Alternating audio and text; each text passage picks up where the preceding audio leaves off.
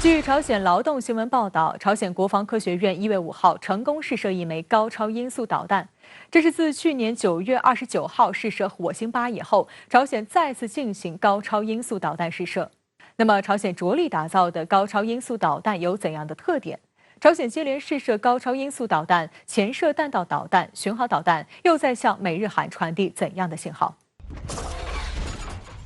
俄罗斯卫星通讯社1月11号报道，韩联社援引韩国联合参谋本部的消息报道称，朝鲜向日本海方向发射了一不明飞行物，韩军方正在分析有关该飞行物的补充信息。这已经是朝鲜今年的第2次武器试验。对此，中国外交部发言人汪文斌在周2的例行记者会上表示，发射物的性质还需要进一步研判，各方不应仓促定性或过激反应，希望有关各方谨言慎行，共同维护半岛和平稳定，推进半岛问题的政治解决进程。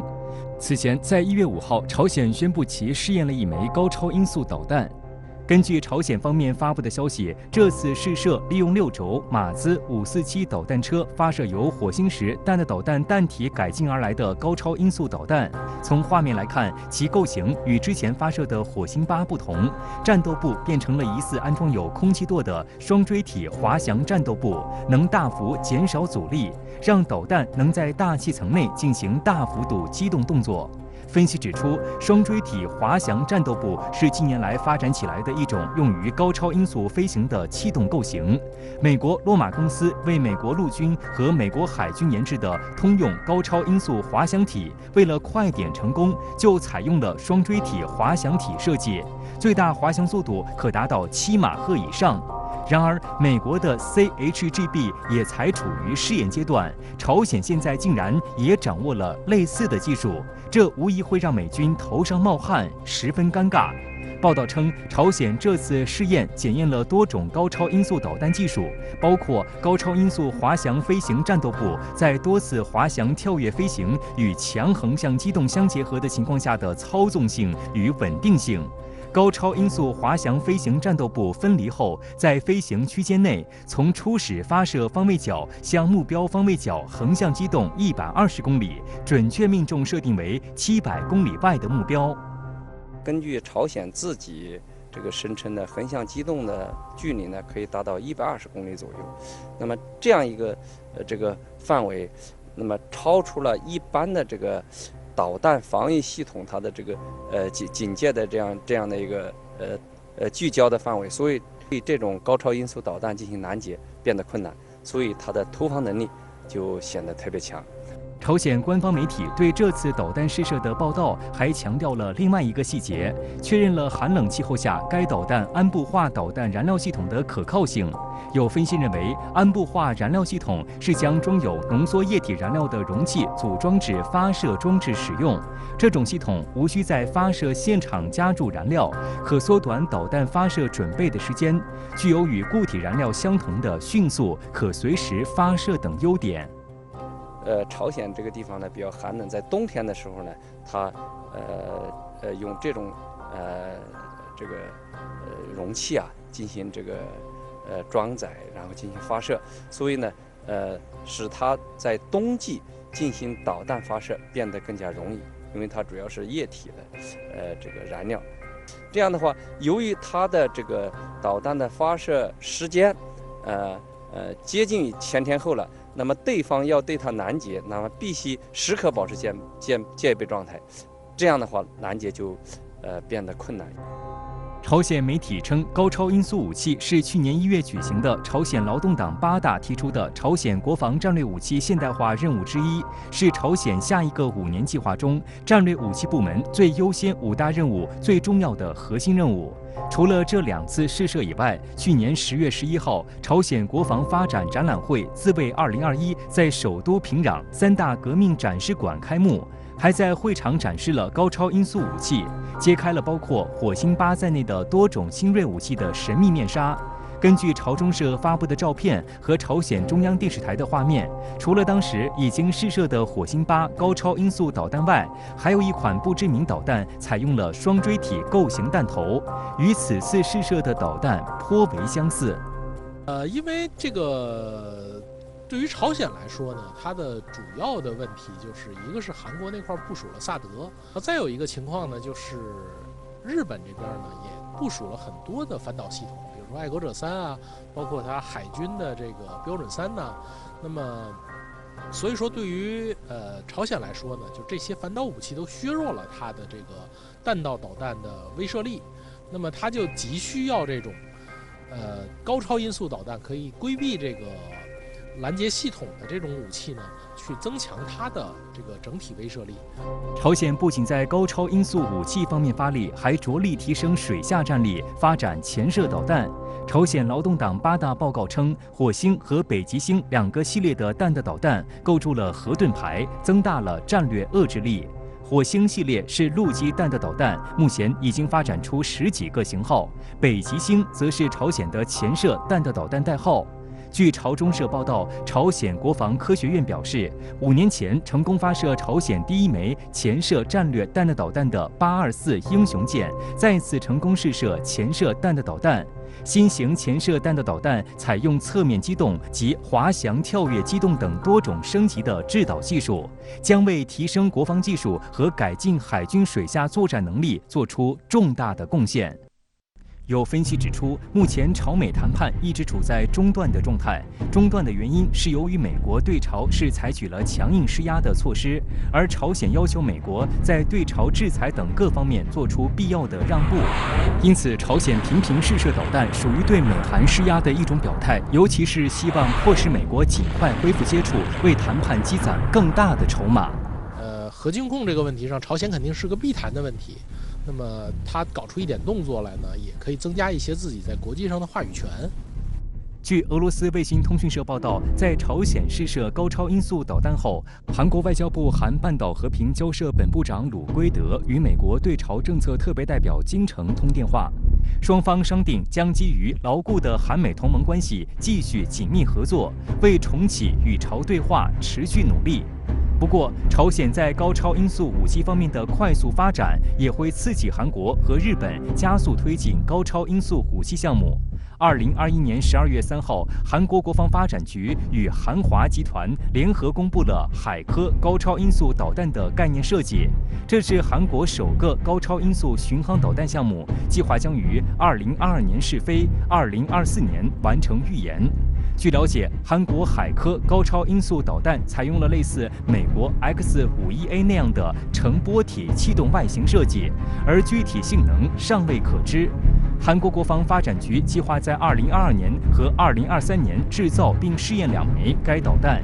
日本则是在2017年就开始对飞行器气动布局、高性能发动机、助推器等关键技术进行重点攻关。2020年7月，日本公开了其研制中的高超音速导弹，设计上像韩国一样，采用了类似美国的 X-51那样的成波体设计，据称最大速度可达到20马赫。根据日本防卫省的规划，日本的这款高超音速导弹研制分为2个步骤走。第一步预计在2026年实现列装的早期装备型，用来进行离岛打击。在技术与应用经验成熟后，第2步预计在2028年装备的性能向上型，目标是用来打击海上的大型舰船。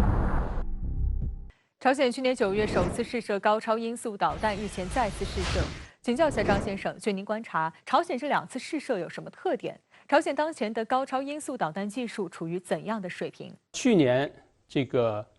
它是叫火星8这个导弹，那么发射的时候呢，它的弹头采取了一个比较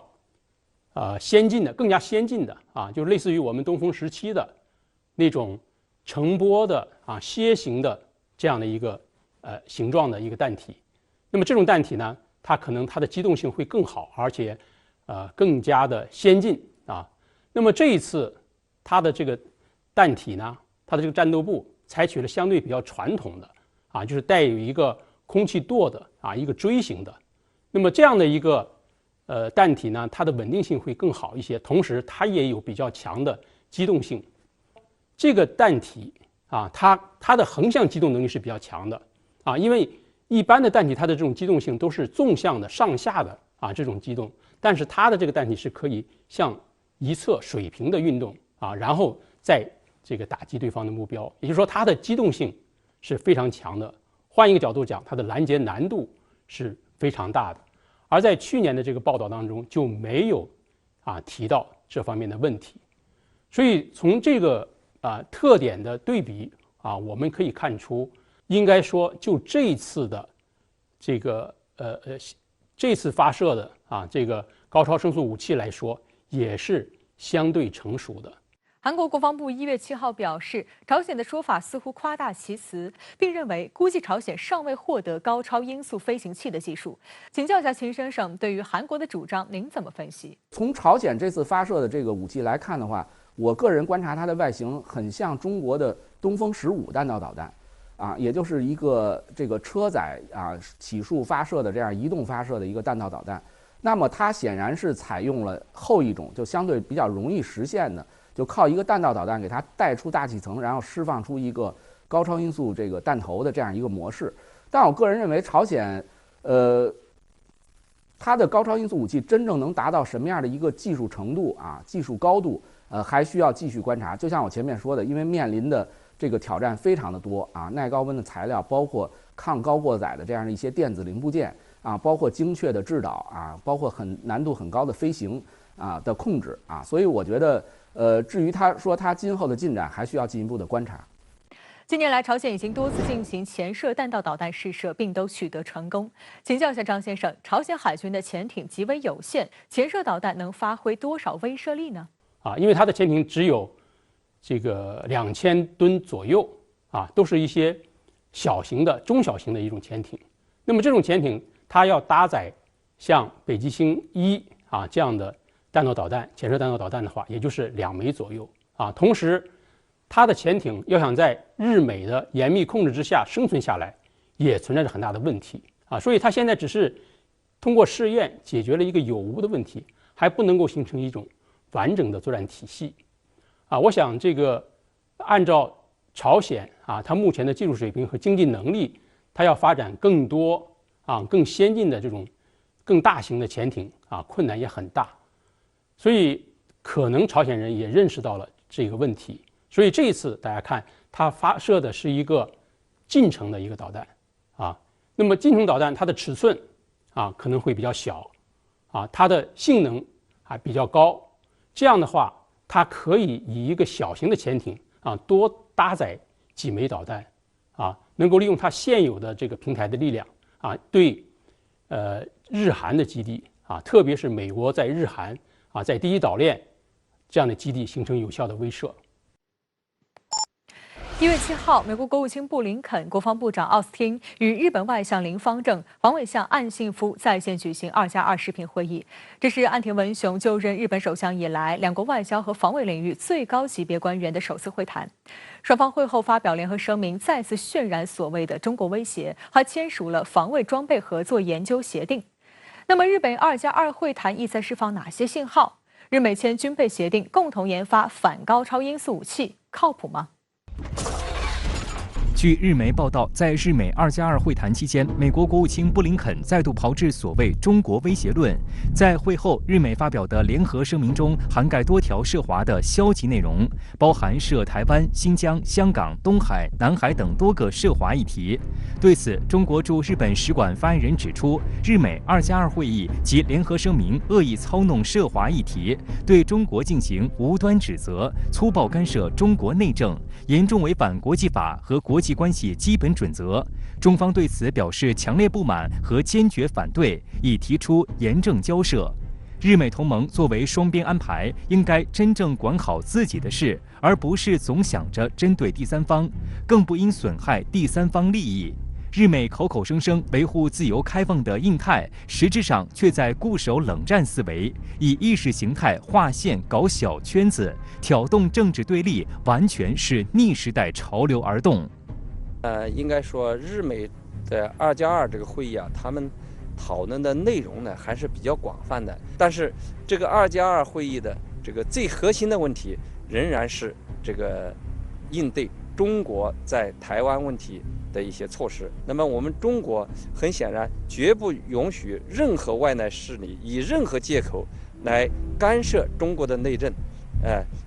这个干预台湾问题。所以，任何外国势力、任何人都不要低估中国维护祖国统一的坚定决心，这个和强大的能力。有分析称，此次2+2会议再次强化了日美同盟。美国国务卿布林肯表示，不断加强长期存在的日美联盟，并使之现代化比以往任何时候都更加关键，也更加重要。而即将赴日旅行的美国新任驻日大使拉姆·伊曼纽尔在受访时也称，日美同盟是印太地区的堡垒。众所周知，日美同盟最主要的是军事上的同盟关系，而日美近年来的军事联合正在借所谓应对中国威胁发生变化。根据日本方面公布的数据，2021年日美共举行双边联演40余次，占自卫队年度演习数量的1半以上。而且驻日美军以往很少派出大规模兵力参加自卫队主导的演习，往往是派员观摩或提供支援力量。不过这一情况正在发生变化，比如去年11月，海上自卫队在菲律宾海举行令和03G 年度演习，美军也出动10艘舰艇参演。不仅如此，日美双方展开的联合演习针对性更强，场景设定为钓鱼岛、台海、南海方向，进行夺岛、反舰、反潜、防空等演练。评论员朱江明认为，这表明日本自卫队已经不再甘于单纯的辅助角色，未来要代替美军承担更多正面冲突的军事活动。比如说日本组建它的海军陆战队啊，那么包括说它的这个出云号改装成航母啊，甚至乎最近日本提出就是说要把它的这个潜艇改装可以发射类似战斧这样的巡航导弹，打击一些地面的目标，就是所谓源头打击，那么攻击对方的这个港口或者说是导弹基地啊。实际上日本呢，现在它的无论是从它自卫队的这个建设以及它的武器装备的更新都可以看出来，日本已经不再甘心承担这种敲边鼓或者说是辅助的角色，而是越来越多的成为这个东亚地区美国的主要安全合作伙伴。有观察指出，为了讨好美国，换得更多的军事松绑，日本再次跟美国签订未来5年的保护费。据美联社报道，美国目前在日本部署约55000名士兵，包括一支海军特遣队，是美国最大规模的海外驻军。在特朗普政府时期，日美曾在军费分摊问题上的分歧难解，直到去年年末，拜登政府才跟日本达成共识。日本在一定程度上满足美方的涨价要求，每年将花费约18.2亿美元来支持美国的军事存在，持续到2026年。此外，日美2+2还将重点聚焦在反导领域的合作。会议结束后，双方就签署了防卫装备合作研究协定，重点应对周边国家推进开发的高超音速导弹等新型武器。而就在2天前，日本经济新闻1月5号报道，日本防卫省将着手重建导弹防御系统，核心是利用电磁力发射炮弹拦截导弹，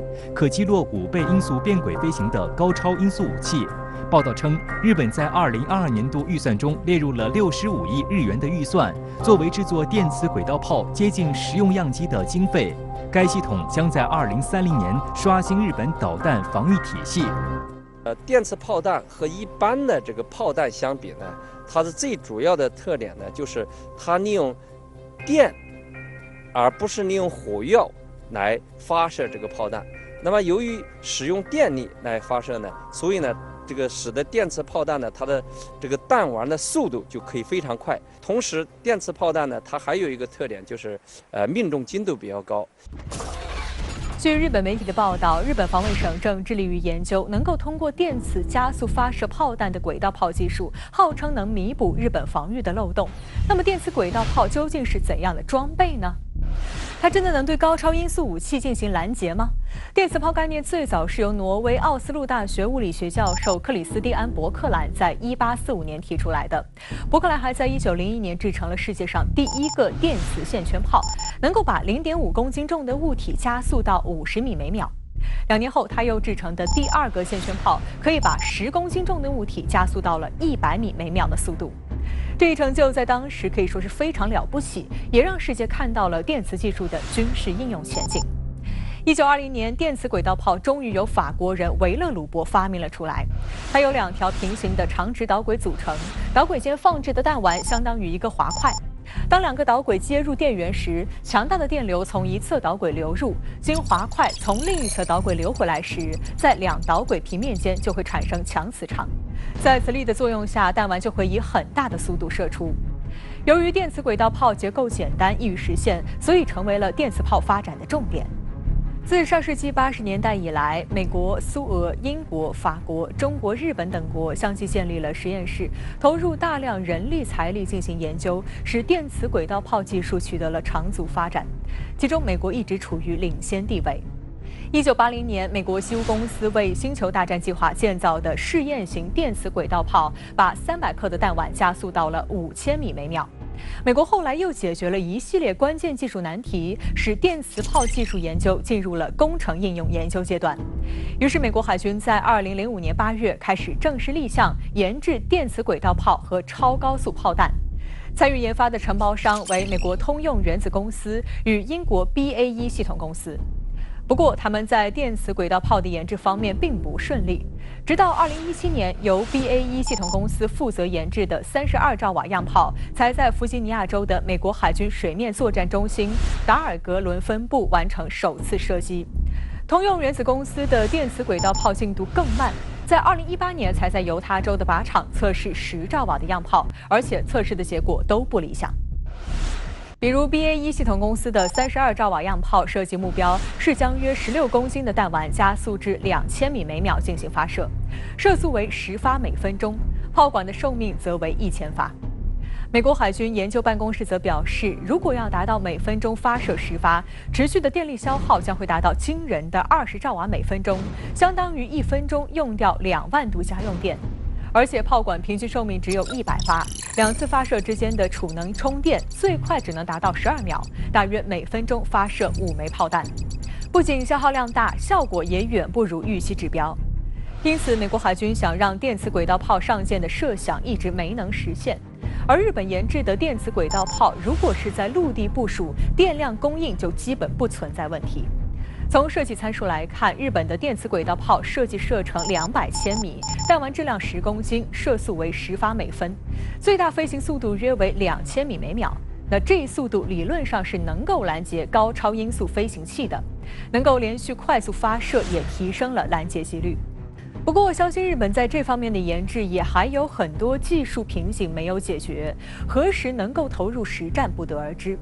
如今，日美已经签署军备研发协议，在对抗高超音速威胁等方面进行合作，不排除美国会给日本提供技术支持。值得指出的是，日本还进一步加强与澳大利亚的国防和安全合作，以配合美国在印太地区遏制中国。1月6号，日本首相岸田文雄与澳大利亚总理莫里森举行视频会晤，签署了有关日本自卫队和澳军联合训练和应对灾害的互惠准入协定。这意味着两国相当于建立准军事同盟关系。日本自卫队未来可以自由进入澳大利亚进行演习，澳大利亚军队也可以自由进入日本领域演习，无需每次都磋商。对于美日澳抱团恶华的举动，外交部发言人汪文斌在1月7号的外交部例行记者会上指出，美日澳嘴上说自由开放包容，实际上却在拉帮结伙，搞针对他国的小圈子，炫耀武力，进行军事恫吓。我们对美日澳粗暴干涉中国内政，编造虚假信息抹黑中国，破坏地区国家团结互信的行径，表示强烈不满和坚决反对，已就此向有关国家提出了严正交涉。1月7号举行的日美2+2视频会议是岸田文雄就任日本首相以来，两国外交和防卫领域最高级别官员的首次会谈。有分析指，从这次会议上可以看到，日美两国是各有盘算。请教一下张先生，您对此怎么看？从这次2+2会谈的情况来看，我觉得他们都有自己的一些考虑。从美国这一方来看啊，他希望在围堵中国的这个过程当中，日本发挥更加重要的作用。那么从日本来说啊，他也希望借助美国的这种力量来提升自己的军事力量的建设啊，然后成为这个地区的一个主导性的一个国家。那么正是在这样的一个考量下，他俩不断的走近合作在不断的加深。但是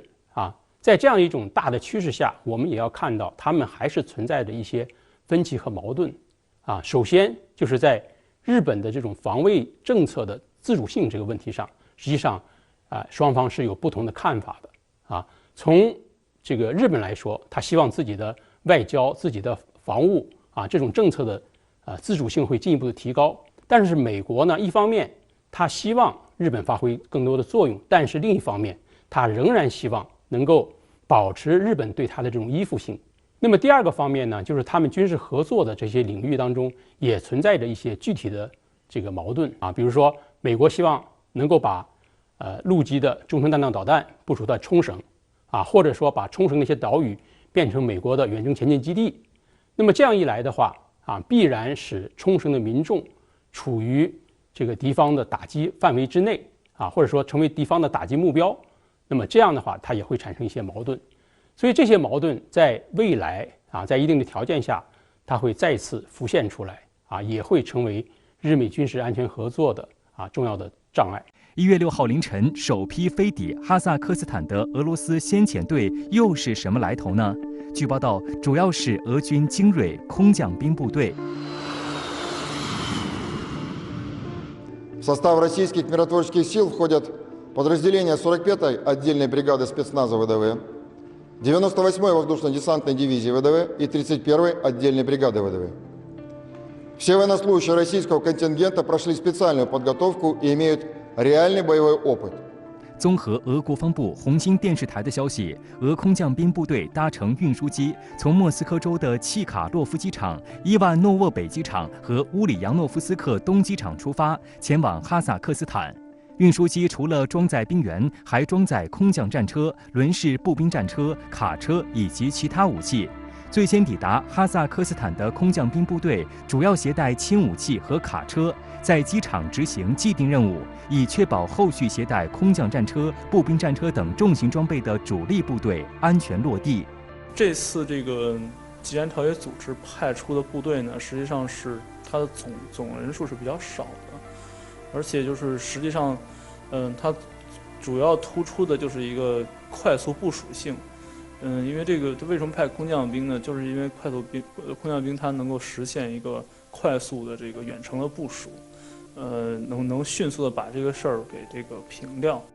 俄罗斯空降兵是俄军的一个独立兵种，现有2个空中突击师、2个空降师、1个独立空降旅、2个独立空中突击旅、1个独立空降团、1个独立空降信号旅、1个独立特战旅、第242空降兵训练中心以及梁赞空降兵学院，总兵力为72000人。这次出动进入哈萨克斯坦执行维和任务的俄军空降兵大约2000人。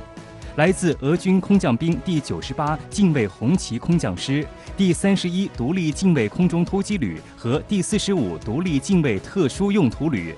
第45独立近卫特殊用途旅是一支空降特战部队，编内有2个特战营、2个特侦无人机分队和心理作战分队等，是专为干预外部局势而编成的特种作战部队，拥有丰富的海外作战经验。而第98近卫红旗空降师则曾经参加过卫国战争、布拉格行动、2次车臣战争以及俄格军事冲突，有着丰富的作战经验和不俗的战力。下辖2个近卫空降团、1个近卫炮兵团、1个近卫防空团，装备了200多辆各型空降战车。第31独立近卫空中突击旅则是在1998年由俄军第104近卫空降师缩编和改编而来。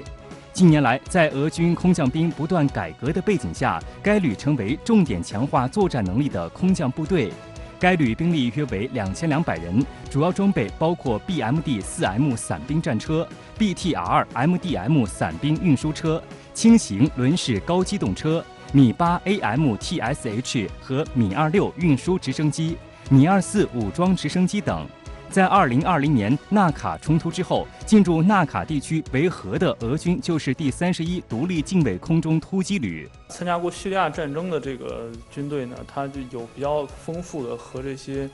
武装暴徒和这些这个暴力犯罪团伙斗争的经验。因为其实这次这个哈萨克骚乱中的，主要的这个破坏力量实际上是这个，有外国势力支持的这种，这个暴力恐怖团伙，就是派这个有叙利亚作战经验的这个军队过去呢，是能够比较好的去承担一些这种，应对这个暴恐袭击啊，这个就是怎么去及时的维护当地秩序啊，维护当地治安的这样的任务。在中部2019演习中，俄军就出动了71架伊尔76，整建制空投俄空降兵第98空降师下属的第331空降团，20分钟内将大约2000名空降兵和配属的200多辆各型战车从天而降，展现出强悍的快反战力。那么，俄罗斯和哈萨克斯坦都加入的吉安组织又是什么机构呢？苏联解体后，独联体中的6个国家——俄罗斯、亚美尼亚、哈萨克斯坦、吉尔吉斯斯坦、塔吉克斯坦和乌兹别克斯坦，在1992年签署了集体安全条约。第2年，阿塞拜疆、白俄罗斯和格鲁吉亚也签署了该条约，并于1994年生效。2002年，3个国家退出，最终由俄罗斯、亚美尼亚、哈萨克斯坦、吉尔吉斯斯坦、塔吉克斯坦和白俄罗斯这6个国家同意将吉安组织作为一个军事联盟。在2010年12月，吉安组织的维和部队宣布成立。此后，几乎每年都举行军事指挥演习，从而提高成员国间的军事协作。有观察指出，此次向哈萨克斯坦派兵是吉安组织在其近30年历史上第一次根据其条约规定向成员国部署军队。集体安全条约第4条规定，倘若有任何成员国遭到侵略，其他成员国接受该成员国请求后，应立即提供包括军事援助在内的必要援助。此前，吉安组织至少2次拒绝了类似的请求，一次是2010年吉尔吉斯斯坦南部种族暴力冲突事件，另一次是在2021年亚美尼亚与阿塞拜疆爆发边境危机期间。这次俄罗斯透过吉安组织火速出兵，一方面表明哈萨克斯坦对于俄罗斯的重要地缘价值，另一方面意味着吉安组织不再低调，将成为对抗北约的新力量。除了这次这个派维和部队到哈萨克斯坦是帮忙维持秩序之外，他这个在今年上半年，包括这个特别是阿富汗美军从阿富汗撤离前后，实际上吉安条约组织在这个塔吉克斯坦、吉尔吉斯斯坦都加强部署，举行了一些比较密集的、备受瞩目的联合军演。由于美国在这个欧亚内部的这个军事存在全面的收缩，特别是以这个阿富汗撤军为标志的，它的这个在欧亚地区的战略存在全面的收缩，这也给了以俄罗斯主导的这样一个军事同盟组织以活力的这么样一个契机。它未来的话，我们可能会看到它这个组织会更加的活跃。哈萨克斯坦作为世界上最大的内陆国家，在中亚乃至整个欧亚大陆上都有着十分重要的战略地位。此次哈萨克斯坦发生暴乱，俄罗斯主导的吉安组织果断派兵介入，维和部队的规模和速度令人十分惊讶。请教一下张先生，吉安组织维和部队出兵为什么能够这么快呢？我觉得这个原因呢，主要有以下3个方面啊。第一个呢，就是吉安组织的6个国家迅速的达成了一致迅速的出兵。吉安组织这6个国家，他们平时的战备和联合行动的能力还是比较强的。因为我们知道这6个国家呢，原来都是苏联加盟共和国他们的武器装备、他们的体制编制包括行动的这种程序方法都是基本一致的。而且成立吉安组织之后他们也经常进行一些常态化的联合演习，同时还有建有这个联合行动的这种司令部并设立了应急作战部队，所以这种条件应该说为他们能够有效的采取集合性的或者集体性的联合行动也创造了有利的条件。那么第3个呢，也是非常关键的一个方面，就是俄罗斯确实发挥了关键的主导性的作用啊。我们知道俄罗斯是吉安组织当中的领导啊或者主导的这样一个国家，而且俄罗斯对这个哈萨克斯坦的局势应该说是特别的关注，保持了高度的戒备的状态。这次俄军空降兵部队表现亮眼，俄国防部却表示，此次俄军根据吉安组织要求派出部队，主要的任务是在机场和重要地点进行秩序维护。请教一下张先生，吉安组织出兵到底有哪些规则？我们目前能够看到的啊，吉安组织它出兵的一些规则基本上是2条啊，一个呢就是它是要符合联合国宪章的基本精神，第二个就是这个吉安组织的6个国家必须一致同意。那么通过这2条呢，我们可以看出啊，吉安组织它派出军事力量啊，介入一个地区的冲突或者危机啊，它既要考虑地区的安全稳定或者6国的集体的安全，同时更要这个尊重当事国的主权安全以及主权的一些利益。而且我们从报道的情况可以看出啊，吉安组织把这一次出兵行动定义为维和行动啊。所谓维和行动，就是说我必须要在当事国的同意授权下啊，或者说在当事国的配合下采取有限的军事行动